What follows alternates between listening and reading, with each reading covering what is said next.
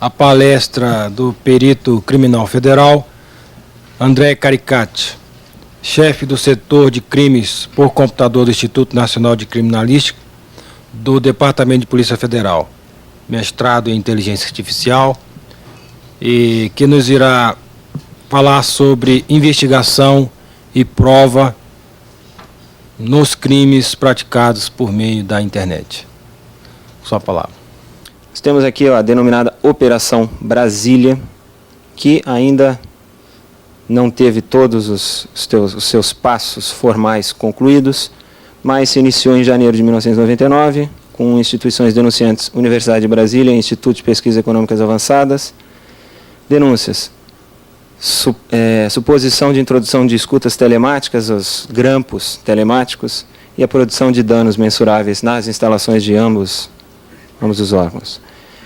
Os exames em locais, que se traduzem em exames em equipamentos, revelaram exatamente o que se suspeitava, além de outras condutas, e além dos locais na Universidade de Brasília e no Instituto, nós tivemos também, nós peritos, tivemos que examinar outros meios empregados para que tudo isso fosse possível. E aí nós estamos inserindo os provedores de acesso e demais equipamentos de rede. Enquanto as investigações prosseguiam e o exame dos materiais recolhidos inicialmente também prosseguia, novas ocorrências foram registradas também na mesma universidade, no Centro Brasileiro de Pesquisas Físicas do Rio de Janeiro, na Universidade Católica de Brasília e em um provedor aqui do Distrito Federal, para que então, em julho deste ano, nós pudéssemos realizar procedimentos de buscas e apreensões em 4 locais. Foram recolhidos diversos equipamentos, 15 máquinas aproximadamente, e diversas mídias, disquetes, CDs e discos rígidos e etc., listagens, agendas. Quando então, hoje, nós podemos dizer que estão sendo apurados os crimes de introdução de escutas telemáticas, produção de danos, estelionato e a personificação aqui na figura do atribuir-se falsa identidade. Muito pode se questionar a respeito desse caso. Isso aqui é só um exemplo que não pode nem ser muito bem aprofundado, porque os exames estão em andamento, mas eu gosto de citar porque todas aquelas primeiras condutas que foram elencadas estão presentes claramente nesta ação.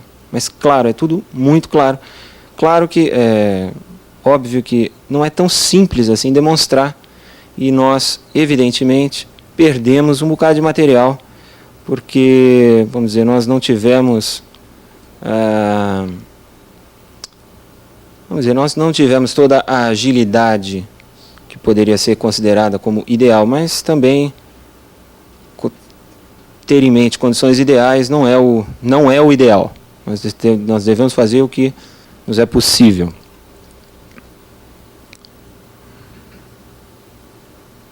Um outro aspecto legal muito importante é a possibilidade de caracterizar um simples acesso indevido, também uma atitude muito comum aí, promovida pelos hackers, como um crime. A Lei 7.492 de 1986 fala sobre a violação de sigilo de operação de serviço prestado por instituição financeira. Aí então nós temos simples violação de sigilo ou de operação, né? Violação de sigilo de operação ou serviço. Quer dizer, será que o computador de um banco, então, se invadido, não vai estar... Essa situação não poderá ser considerada crime? Sim, diríamos que sim.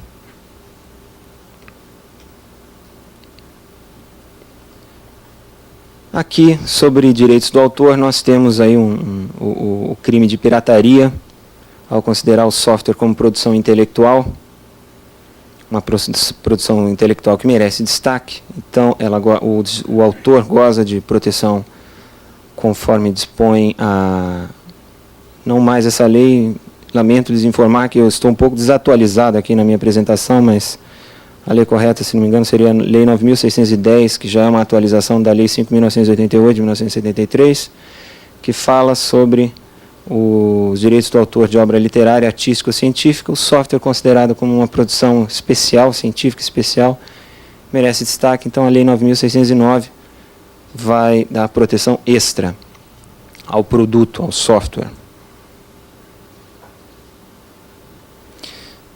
Muito interessante também é a Lei de Crimes Ambientais, muito curiosa. Nós efetivamente nunca vimos este texto sendo aplicado, mas ela é bastante clara.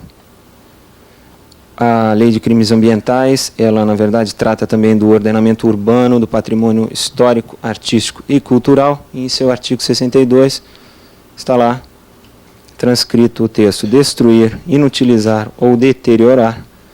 Parágrafo 2º, arquivo, registro, museu, biblioteca, pinacoteca, instalação científica ou similar, protegido por lei, ato administrativo ou decisão judicial. E está aqui estabelecida uma pena. Bom, se nós considerarmos que diversas atividades relacionadas ao ordenamento urbano, como por exemplo, os controles que as empresas de energia elétrica exercem sobre suas subestações, as atividades de reparação e manutenção desses equipamentos, desse maquinário todo, que mantém uma cidade viva, se nós considerarmos que a grande parte desses controles ou das informações que permitem um controle eficaz estão armazenadas em equipamentos de processamento de dados, que vão, por sua vez, ter aí conjuntos de arquivos e registros, nós temos claramente essa situação aqui. Quer dizer, se uma determinada máquina que está lá guardando informações sobre subestações e por acaso passar a sinalizar coisas que não devia, nós podemos ter um desarranjo no ordenamento urbano. Situações oportunistas são facilmente arranjadas mediante essas considerações. E aí nós vamos chegar naquelas situações que, infelizmente, já são fato consumado aqui no Brasil, são coisas já comuns, né, os apagões e etc. E daí para alguém descobrir como é que o apagão se deu, é um bocado complicado. Sobre a divulgação de pornografia envolvendo crianças, a Lei 8.069 de 1990, no seu artigo 241, fala sobre, cita dois verbos: fotografar e publicar material pornográfico, contém cenas de pornografia e com crianças ou adolescentes. E a nossa consideração é sumária. A internet é um grande veículo de divulgação, ou seja, a colocação de material em uma página significa a publicação em larga escala, aliás, com alcance muito maior do que, por exemplo, os canais de rádio e televisão. Como exemplo, nós temos aí o dito caso Zeugman, que se iniciou com a denúncia de material pornográfico sendo veiculado através aí de um subdomínio boizzzzz.com, claro que não é zzzzz, e este subdomínio registrado em nome de um provedor de Uberlândia, o material mesmo efetivamente dispostos em máquinas de um provedor de Manaus, um kkkk. E, bom, análise preliminar dos materiais apreendidos em poder aqui deste provedor, em conjunto com as informações obtidas junto ao provedor de Uberlândia. Aqui vale citar que nós realizamos operações de busca e apreensão em Manaus, e a delegacia de Uberaba, delegacia da Polícia Federal de Uberaba, realizou investigações no provedor de Uberlândia, para que então nós tivéssemos evidências apontando para um provedor no Paraná e um usuário fazendo uso desse provedor a partir da cidade de Cornélio Procópio, aí o cidadão identificado como Boi. Um menor de idade que foi pego em flagrante em sua casa, mais ou menos às 5 horas da tarde. Um sujeito bem grande, mas menor de idade. 16 anos à época. Em 1988, final do ano. Ele estava lá promovendo a divulgação, promovendo ali em flagrante a divulgação de material com várias sessões abertas, mandando material para cima e para baixo, além do que isso aqui nós temos aí uma situação continuada. O material que ele tinha colocado na rede estava lá naquele instante, naqueles dias estava sendo divulgado amplamente. A partir das informações obtidas com o Boi e a partir da análise do computador que nós apreendemos, nós pudemos verificar que havia um outro participante nessa história toda, este sim, o dito Zeugman, que se comunicava frequentemente com o Boi e tinha lá suas páginas que foram interceptadas, a comunicação dele também foi interceptada, para que nós pudéssemos então identificar o endereço do cidadão, esse sim, maior de idade, comerciante, 32 anos, final do ano passado também, residente em Itatiba, endereço dele Itatiba, interior de São Paulo, entre São Paulo capital e Campinas, cidade de Itatiba. Bom, essa pessoa foi presa, já foi condenada, aliás não foi condenada, ela se apresentou como exato, ela teve apenas suspensa por se apresentar como culpada, né, por reconhecer o crime. Mas, de qualquer forma, já é um caso encerrado até.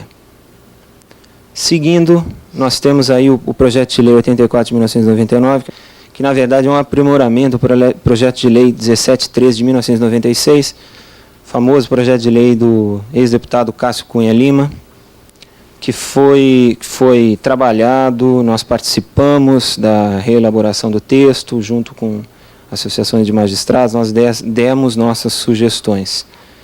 O deputado Luiz Piauilino também participativamente desse processo, e o texto vai trazer mais claramente a tipificação do dano, acesso indevido, alteração de senha, obtenção indevida de informação, violação de segredo, inserção de material nocivo e a veiculação de pornografia.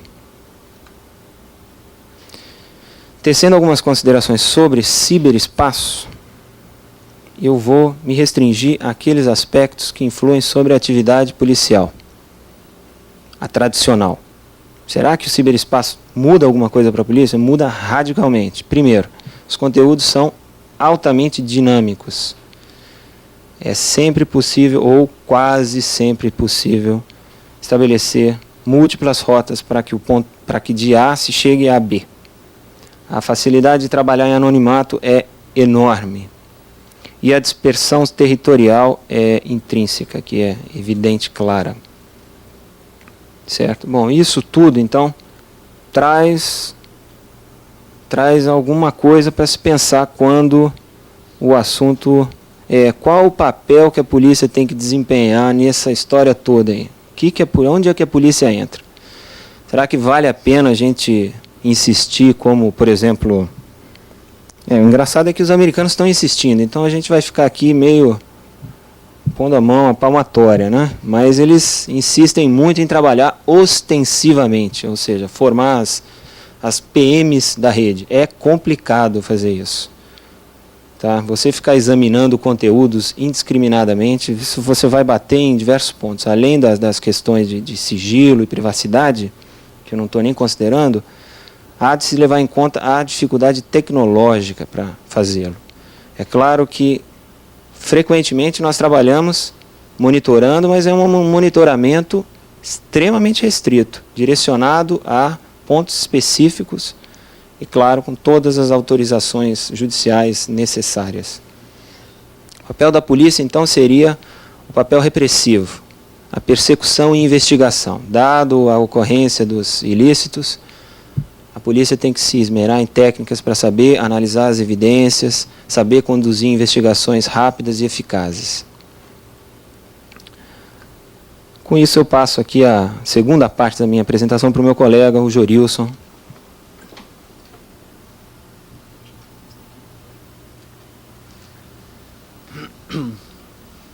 Bom, meu nome é Jorilson Rodrigues, eu também sou perito criminal federal, lá do setor de crimes por computador. E o nosso trabalho, na verdade, não tem nada a ver ou poucos pontos de contato com esses roteiros hollywoodianos aí de Guerra nas Estrelas, né? Eu nunca vi aí os mocinhos, não, e os Cavaleiros Jedi, mas os Darth Vader da vida, eles estão por aí, sim, com certeza a gente tem visto situações como essa.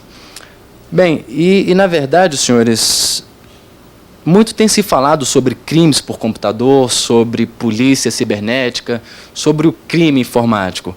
Mas o que os operadores do direito precisam ter bem em mente é que essas transformações lideradas pela tecnologia forçosamente nos insere a todos num novo contexto, qual seja o da investigação em ambientes informatizados e da prestação jurisdicional decorrente dessas investigações. Então, nós podemos dizer que a questão que se interpõe não é mais se existe ou não crime em sistemas de computadores. Haja vista a crescente atuação da polícia em crimes dessa natureza.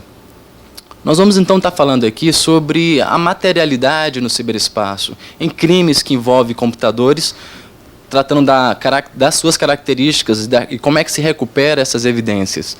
E também tocar no aspecto da confidencialidade, da privacidade que todo cidadão brasileiro tem. Pois bem, quando se fala de delitos de alta tecnologia, quais são as particularidades, quais são as peculiaridades que envolvem a obtenção de provas materiais? Nós todos sabemos que quando se fala em crime, o que se primeiramente quer é verificar se o fato realmente ocorreu, se esse fato ele aconteceu por ação do acusado, e se essa ação ela estava permeada de intenção delituosa. Então eu digo isto porque nós trabalhamos com provas de probabilidade. E as provas de probabilidade elas só podem legitimar a condenação quando elas são provas que trazem o convencimento, ou seja, elas são provas cumulativas de certeza, tornando-se assim, então, provas plenas. E acho que todos os senhores sabem que pelo menos no nosso entender, as provas plenas são aquelas que trazem convencimento aos operadores do direito, aos destinatários do nosso trabalho de levantamento de provas. Pois bem, em se tratando de crimes por computador, essas provas elas precisam existir em número suficiente para que o fato ou situação alegada ela tenha um caráter verossímil. E nesse sentido é que a gente pode levantar duas situações, duas classificações dos fatos jurídicos como um todo, que é aqueles que diz dos fatos jurídicos naturais, aqueles que independem da atuação do homem, e aqueles fatos jurídicos denominados fatos jurídicos humanos, que são aqueles que necessariamente passam pela atuação do homem em algum instante. Bom, levando-se em consideração esse aspecto, nós podemos dizer que as relações resultantes do uso de computadores são de interesse do mundo jurídico, né? Necessariamente, essas ações realmente precisam ter, em algum momento, o foco dos aparelhos jurídicos. Pois bem, eu trago então, já que a gente está aqui no meio de pessoas da área jurídica, eu trago um exemplo da literatura jurídica chamada O Caso dos Exploradores de Caverna. Nesse caso, disse que, num reino muito distante, uns espeleólogos resolveram fazer uma expedição para uma caverna. E eles deixaram, então, todo o roteiro para onde eles iam, no clube do qual eles participavam, e então se embrenharam para dentro daquela caverna. A caverna ficava fora da cidade, numa floresta, mas em lá chegando, uma nova realidade se abateu sobre eles. Rochas caíram sobre a porta, sobre a entrada da caverna, e eles ficaram presos ali. Passou-se algum tempo, um grupo de busca se formou do lado de fora da caverna, e depois de algum tempo eles perceberam, esse grupo de busca percebeu que os exploradores tinham levado radiotransmissores para dentro da caverna, foi o meio então que eles utilizaram para se comunicar com o mundo externo. E a primeira coisa que eles quiseram saber é quanto tempo iria durar a ração que eles tinham levado. E perguntaram aos médicos que estavam ali se iria durar até eles serem resgatados. A resposta foi negativa por parte dos médicos e se abateu então um silêncio de comunicação entre eles. No 31º dia eles foram então resgatados e então veio a surpresa. No 30º dia, um deles teve a brilhante ideia de que um deles fosse lançado sorte e um deles fosse morto para servir de alimentos para os demais. A ideia foi de plano rejeitada, mas depois de algum convencimento, o grande autor da ideia conseguiu convencer os demais. Lançaram sorte e a sorte recaiu sobre o sujeito da grande ideia. Ele quis titubear, mas acabou servindo de alimento para os demais mesmo. Então, várias questões foram suscitadas desse caso. É a questão da transnacionalidade do crime. Ora, o crime aconteceu, a morte do cidadão, ele aconteceu fora da cidade, numa floresta. Quem seria a autoridade competente para processar e julgar esses fatos? Qual seria a lei que se aplicaria? A lei da cidade, a lei que é de fora da caverna, ou aquela regra que eles criaram, aquele lançamento da sorte ali que foi criado internamente? Então, senhores, vamos supor que a internet seja a nossa caverna. Quais são as leis que devem se aplicar? A lei de ética da internet, a lei do Brasil, a lei de outro país? A gente acaba entendendo que é necessário que acordos internacionais se façam para que a legislação, quanto a esses aspectos, sejam utilizadas por outros países. Mas o que nós temos por bem certo é que no Brasil a forma e o ordenamento jurídico penal como está posto já é suficiente para ações enérgicas contra os agressores em meios informatizados, redes de computadores na própria internet. Bom, nós temos algumas características, um método próprio de atuação para recuperar evidências em computadores isolados que faz parte da nossa doutrina e já utilizamos de longa data. Ocorre que a expansão e essa grande interatividade, conectividade que tem ocorrido nos últimos anos, fez com que esse método fosse modificado e uma nova realidade, justamente por conta dessa nova realidade, né? Então, nós temos um método próprio também para trabalhar nesses ambientes distribuídos, ambientes onde a conectividade realmente é muito alta.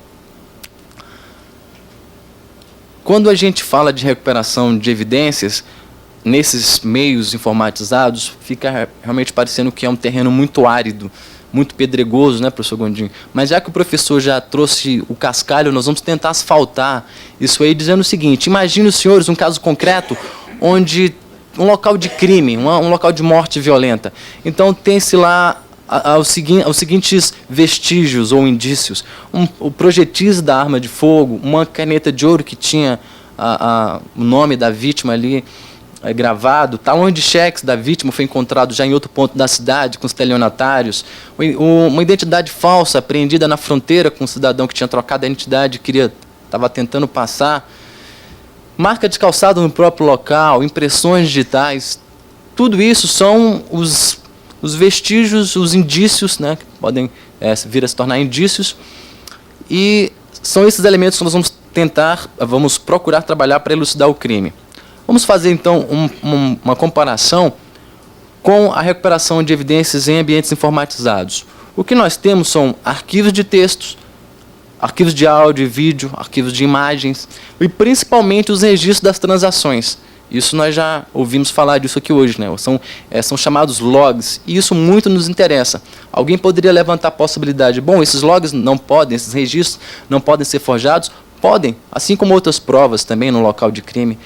Não só essas provas podem ser forjadas, mas, por outro lado, nós temos métodos para, até em algumas situações, verificar se de fato houve algum tipo de modificação da prova e até reputá-las como ilegítimas, como provas inidôneas. Agora, é bom que se diga que essas provas elas vão fazer parte de todo um contexto, elas não vão ser apreciadas isoladamente. Bom, e se essas provas vierem a se tornar indícios, os indícios são provas. E nós temos como certo que qualquer elemento, qualquer meio hábil a demonstrar a veracidade de um fato, ele deve ser admitido em juízo. Nós, quando nos deparamos nos locais de crime, são situações bem assemelhadas a essa aí. São computadores totalmente abertos, normalmente são bem montados, ou seja, além das utilidades comuns, ele tem algumas utilidades expandidas, como drives diferentes. Ali nós temos uma fita DAT, se não me engano. E um local de crime, normalmente, que envolve hacker, tem uma situação bem parecida com essa. E nós vamos recolhendo evidências. Lá se encontra papéis onde tem uma senha, tem um número de IP aqui, tem elementos que a gente vai juntando, vai coligindo todas essas informações e fazendo um juízo. Não um juízo de valor, mas um juízo daquelas provas que nós estamos arregimentando. Então, isso faz parte do trabalho do policial, em qualquer nível. No local ele precisa estar atento e tem realmente situações as mais inusitadas possíveis.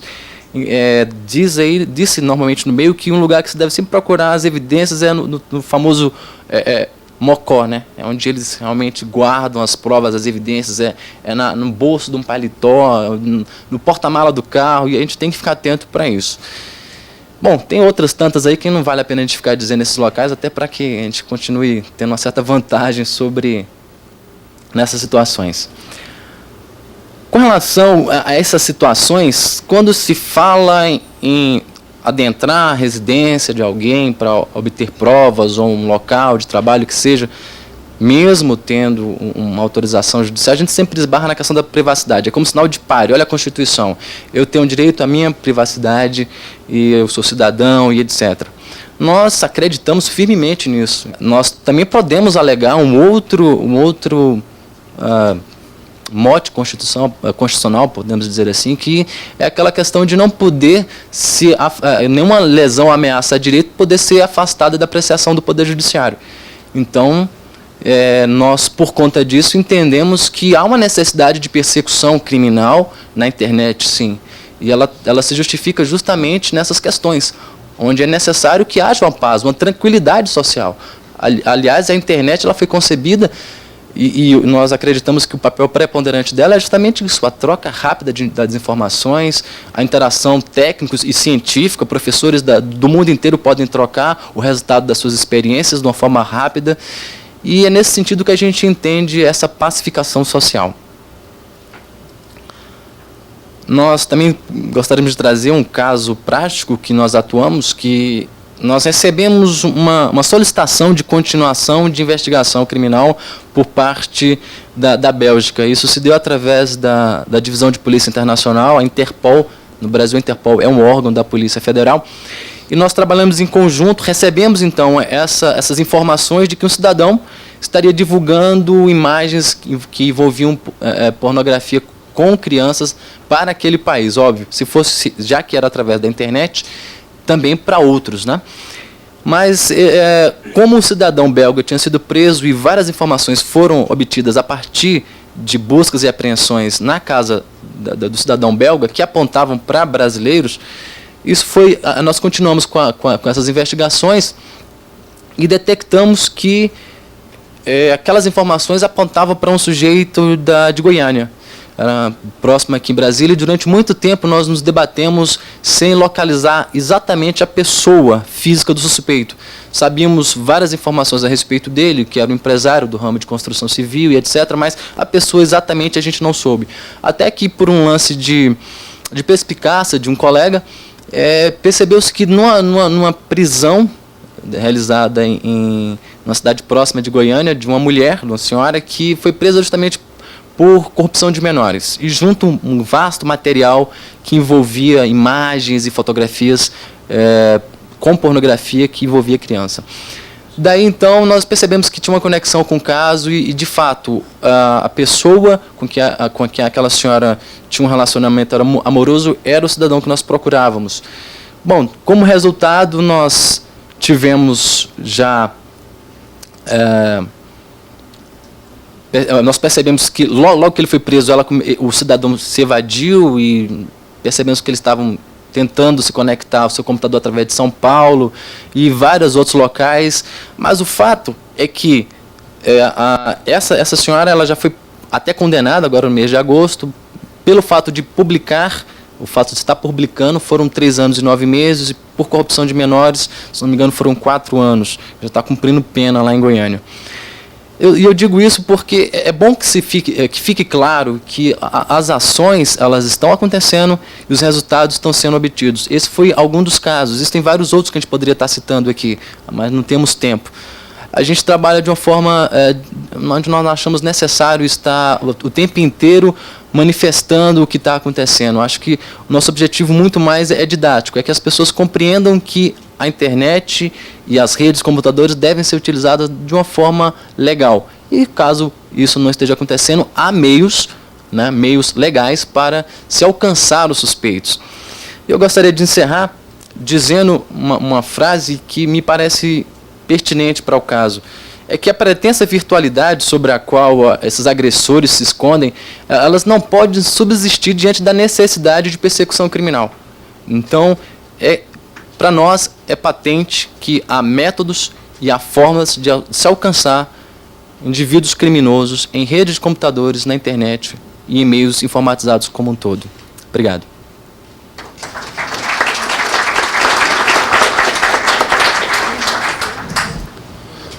Os senhores viram